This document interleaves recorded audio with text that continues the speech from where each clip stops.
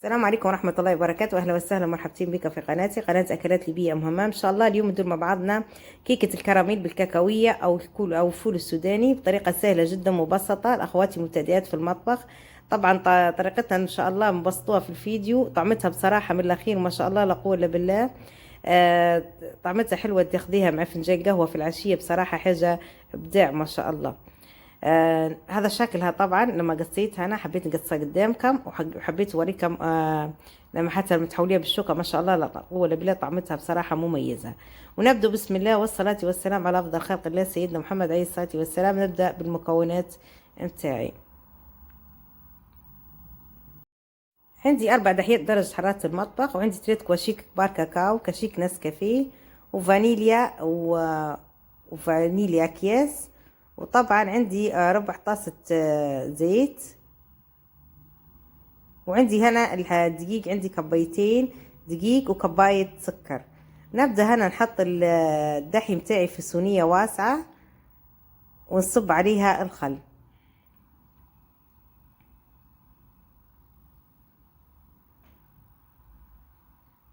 الخل الأبيض طبعا باش حولي هنا زفار الدحي متاعي. ونخفق قبل مضرب الكهرباء. هنا الفانيليا الأكياس،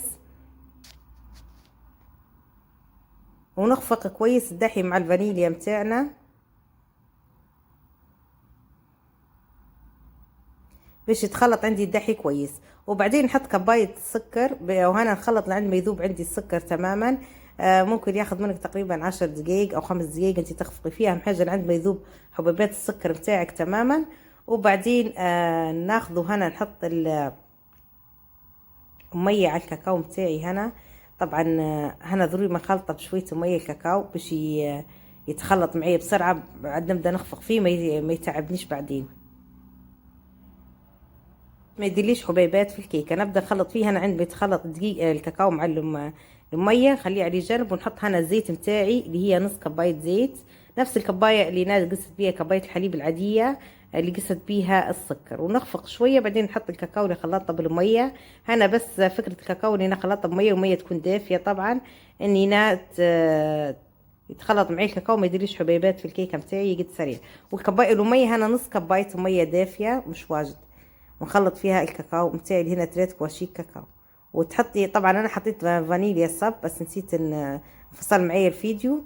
وبعدين نحط هنا كاشيك النسكافيه اذا كان حطيتيه حتى تخلطيه مع الكاكاو طبعا، وتحطيه مع الكيكه متاعك باش هنا الكاكاو يتخلط بسرعه. هو والنسكافيه ضروري ما تذوبيه في شويه ميه، افضل يعطيكي نتيجه اسرع.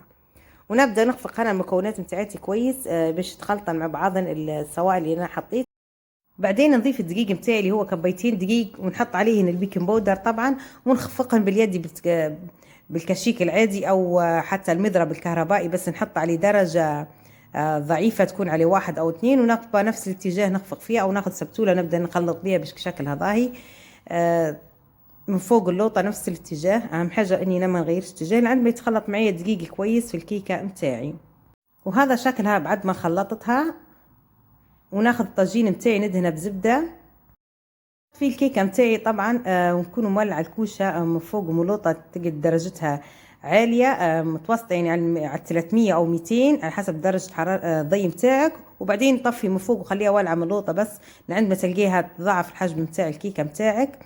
وبعدين تطلعيها وتخليها طبعا لعند ما تبرد. وبعدين تاخذيها بعود الاسياغ تشوفيها اذا كان طابت او لا الكيكه، تحطي فيها عود الاسياغ. اذا كان طلع نظيف العود معناها ما فيها شيء، معناها طايبه. وكان طلع في حاجه رديها في الكوشه نفس ما هي في ساعه ما تطيب ان شاء الله. هنا طبعا الكيكه على حسب كوشتك، الوحده الكوش متاعها والضي متاعها.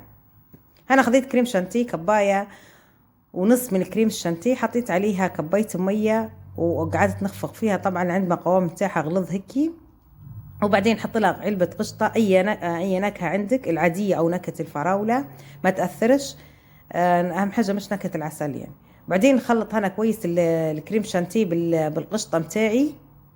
هنا تخلط معايا كويس القشطة بالكريم الشانتيه.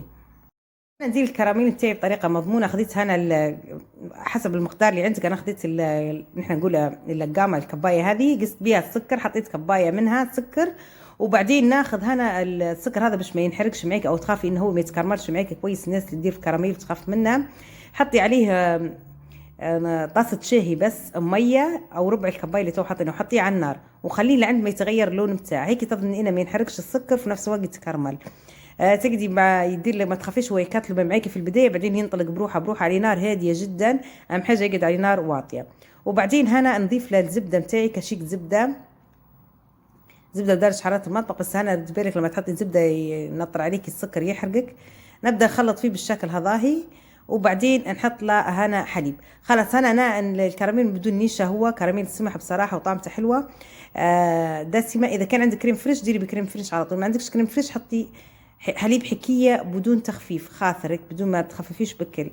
حطي كبايه نفس الكبايه السكر اللي قستي بيها السكر، هي حطي بيها الحليب متاعك.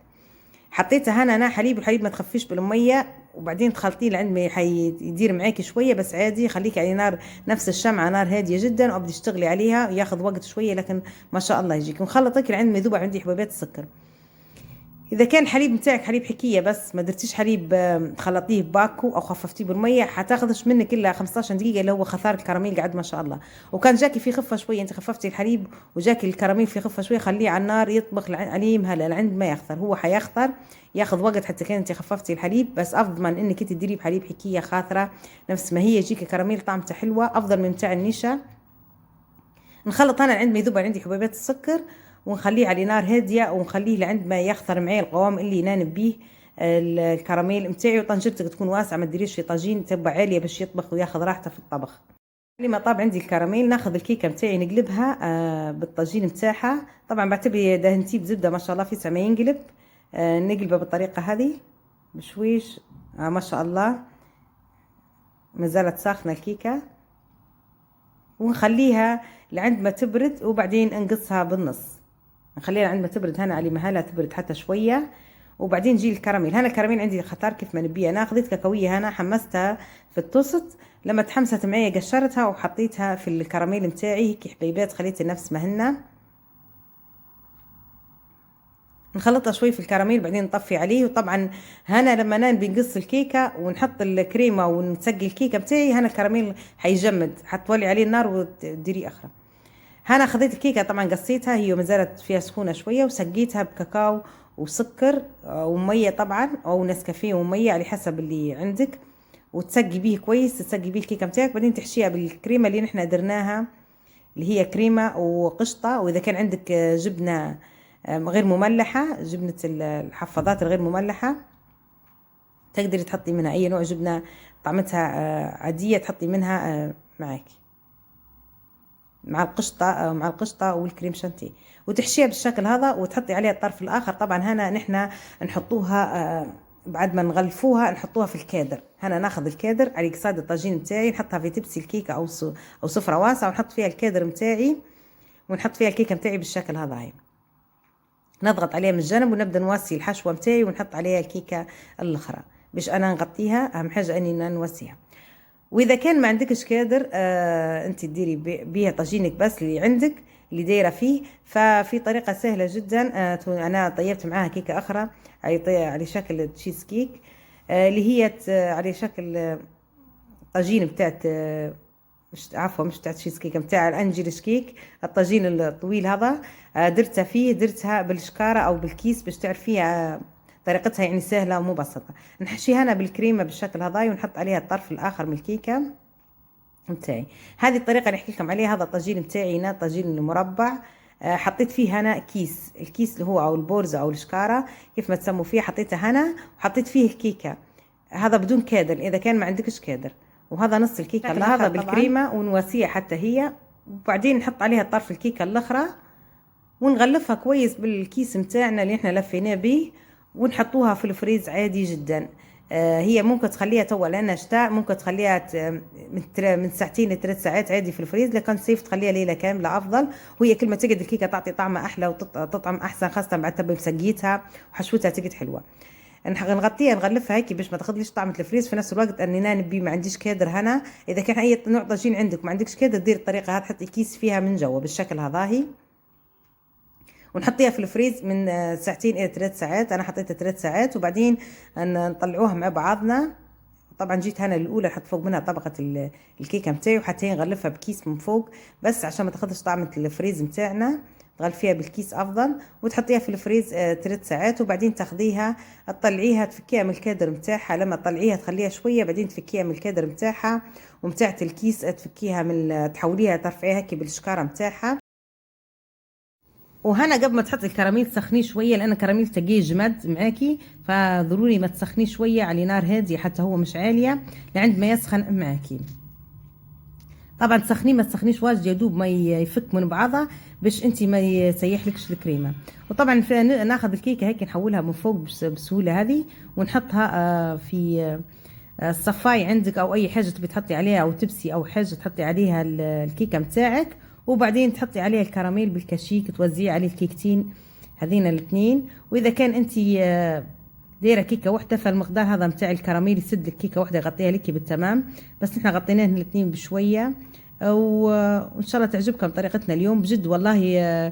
طريقتها الكيكه حلوه، خاصه بعد تخليها تبات، مثلا درتيها اليوم ولا درتيها امس في الليل وزينتيها في الصبح وخليتيها لعند العشيه، طعمتها تطعم ما شاء الله لا قوه الا بالله، احلى من جاهز. كل اللي ذاقوها عجبتهم، وان شاء الله تعجبكم وصفتنا اليوم. وفي امان الله يا رب، ان شاء الله تلاقوا في وصفات جديده احسن واحلى من هذينا يا ربي. وما تنسوناش من تعليقاتكم الحلوه، واللي اول مره يشوف القناه يا ريت يدير اشتراك للقناه، اللي اول مره يشوف الفيديو يا ريت يدير له اعجاب. ومع السلامه، سامحوني كان طولت عليكم شويه، ومع السلامه في امان الله.